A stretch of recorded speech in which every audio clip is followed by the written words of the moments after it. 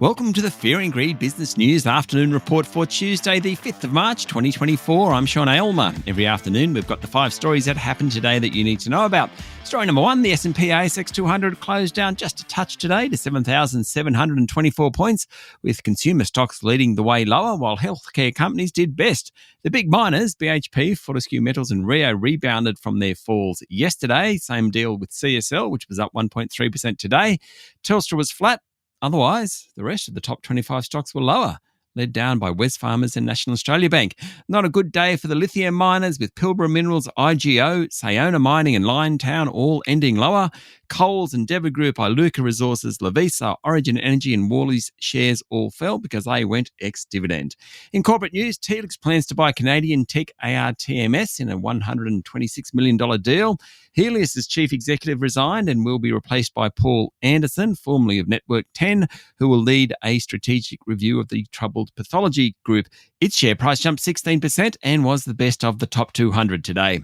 Story number 2, mining exports pushed the current account surplus higher last quarter to $11.8 billion, but economists are warning that tomorrow's growth figures might show an economy going backwards. The ABS released final data points today that go into the December quarter economic growth figure, including the current account surplus. Okay, this is the release for the economic boffins, I get that. But it does show some interesting stuff, like mining commodity exports driving the surplus. Goods exports were up 3.5%, service exports rose 1.3%, and imports fell 2.6%. Imports of travel services fell nearly 8% as Australians spent less time travelling overseas late last year. There was also a fall in the number of cars imported. So now we have all the pieces of the GDP story.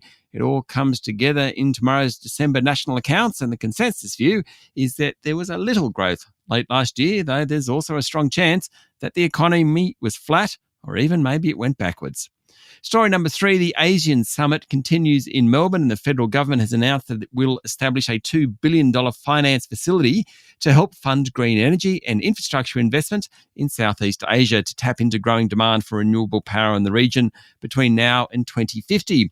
The initiative is a key recommendation of Australia's Special Envoy to Southeast Asia, Nicholas Moore, formerly of Macquarie Group fame, and it will provide loans, guarantees, equity and insurance to help bolster two-way trade and investment with the ASEAN bloc. Also, Prime Minister Anthony Albanese met with his Singaporean counterpart and struck a deal that will allow for cross-border electricity trade. There are also a group of Singaporean and Australian companies that will receive grants to support the green transition.